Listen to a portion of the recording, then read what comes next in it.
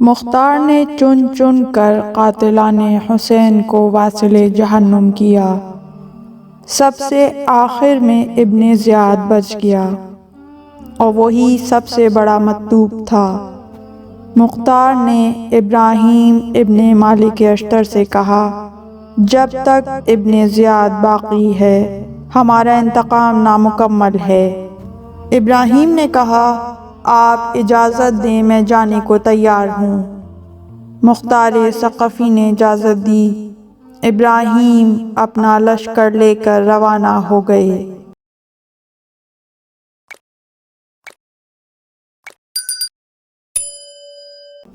ابن زیاد کو بھی پتہ چل گیا کہ ابراہیم میری خاطر آ رہا ہے۔ ابن زیاد 83,000 کا لشکر لے کر ابراہیم ابن مالک اشتر کے مقابلے کی خاطر بصرے سے نکل آیا۔ موصل سے 12 میل باہر نہر خاضر پر دونوں کا آمنا سامنا ہوا۔ جنگ شروع ہو گئی۔ نماز ظہر اشاروں میں پڑھی گئی جیسے کہ جنگ کے دوران پڑھی جاتی ہے۔ شامی لشکر کے اکثر سردار واصل جہنم ہوئے، جس سے شامیوں کے حوصلے پست ہو گئے۔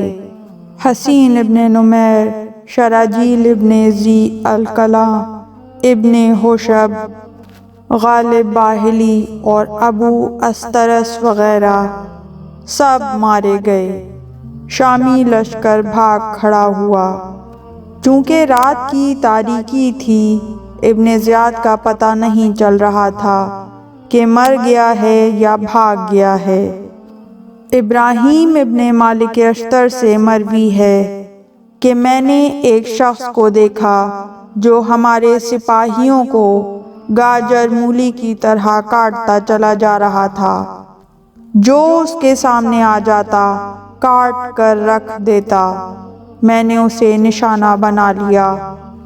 جوں ہی میرے قریب آیا میں نے اس کے بازو پر وار کیا۔ کوہنی سے اس کا ہاتھ کٹ کر دور جا گرا۔ وہ نہر خاضر کے کنارے اس طرح گرا کہ اس کے دونوں ہاتھ کنارے پر تھے اور پاؤں پانی میں لٹک گئے تھے۔ میں نے اسے قتل کر دیا۔ مجھے اس سے کستوری کی خوشبو آ رہی تھی۔ پھر ایک شخص آیا، اس نے اس کے موزے اتار لیے۔ لوگ کہہ رہے تھے کہ ابن زیاد ہے۔ روشنی کا انتظام کر کے یہ لوگ وہاں آئے۔ ابراہیم کی علامات کے مطابق اسے تلاش کیا۔ سر کاٹ لیا گیا۔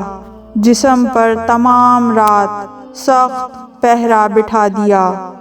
جب صبح ہوئی، ابن زیاد کے غلام مہران نے اسے پہچان لیا کہ یہی ابن زیاد ہے۔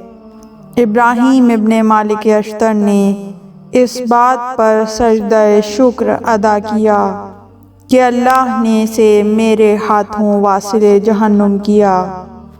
39 برس کی عمر میں یہ خبیث واصل جہنم ہوا۔ عراقی سپاہ کو شامی بھاگی ہوئی سپاہ سے بہت بڑا مال غنیمت موصول ہوا۔ ابراہیم نے ابن زیاد کے بے سر لاشے کو ایک درخت سے الٹا لٹکا دیا۔ سر مختار کے پاس بھیج دیا۔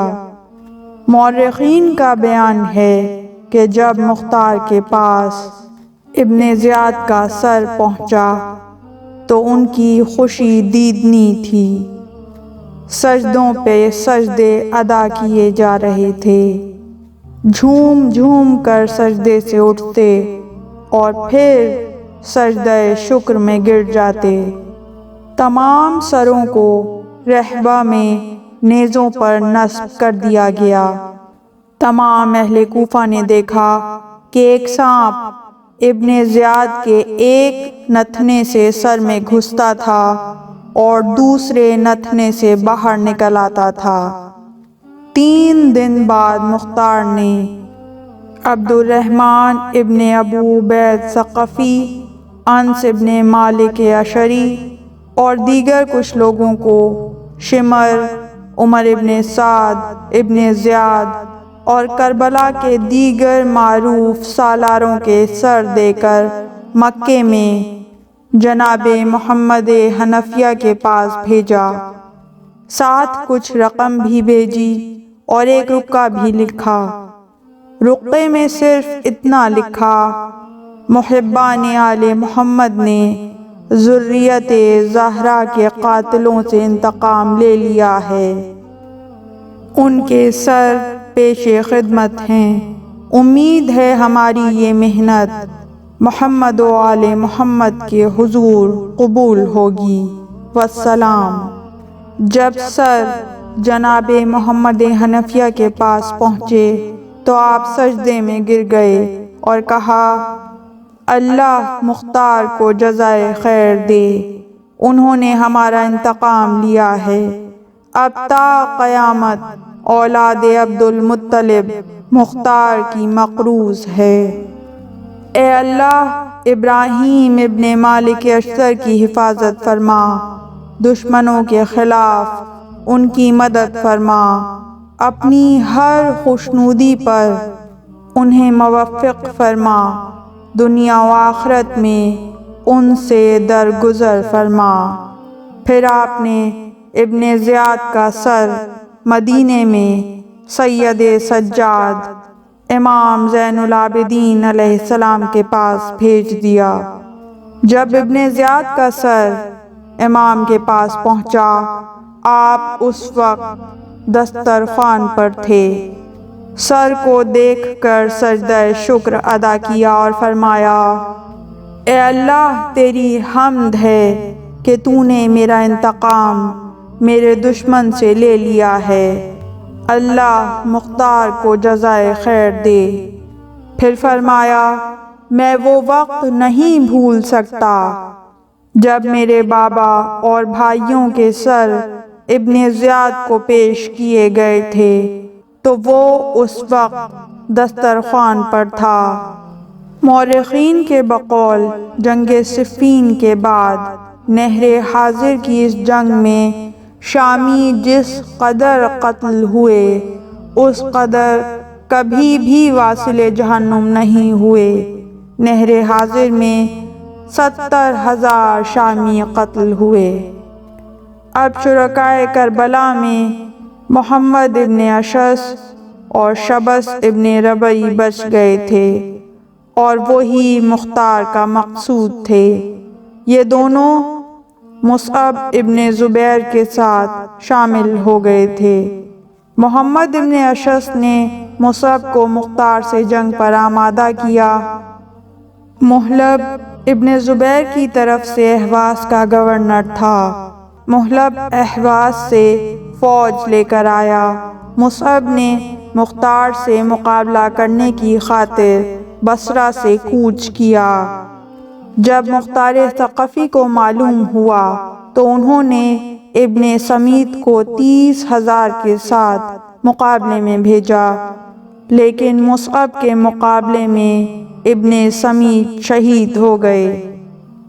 پھر مختار خود مقابلے میں آئے۔ مختار ثقفی نے اپنے سپاہیوں سے کہا: دیکھو، مصعب کے لشکر میں 2 قاتلان ذریت رسول شریک ہیں، محمد ابن اشعث اور شبس ابن ربعی۔ اگر میں اس جنگ میں کام آ بھی جاؤں تو یاد رکھو ان دونوں کو بہر صورت واصل جہنم ہونا چاہیے۔ جنگ شروع ہوئی۔ مختار اپنے انتقام کو نہیں بھولے تھے۔ محمد اشعث اور شبس ربعی کو قتل کیا۔ پھر اہل کوفہ سے کہا: میری زندگی کا مشن مکمل ہو گیا ہے، اب مجھے زندگی کی بھی چندہ ضرورت نہیں ہے۔ پھر حملہ کیا۔ 15 رمضان 67 ہجری کو جام شہادت نوش کیا۔ 18 ماہ کی حکومت میں 80,000 سے اوپر قاتلان مظلوم کربلا، امام علی مقام حسین ابن علی کے قاتلوں کو واصل جہنم کرنے کے بعد یہ فدائی حق اس دنیا سے چل بسے، انا للہ و انا الیہ راجعون، رضاً بقضائہ و تسلیما لامرہ۔ اس طرح کی مزید تحقیقی، علمی اور تاریخی ویڈیوز دیکھنے کے لیے چینل کو سبسکرائب کیجیے اور بیل آئیکن پہ کلک کیجیے۔ ویڈیو کو لائک کریں اور کامنٹس کے ذریعے بتائیے کہ آپ کو ویڈیو کیسی لگی۔ اگلی ویڈیو تک کے لیے خدا نگہدار۔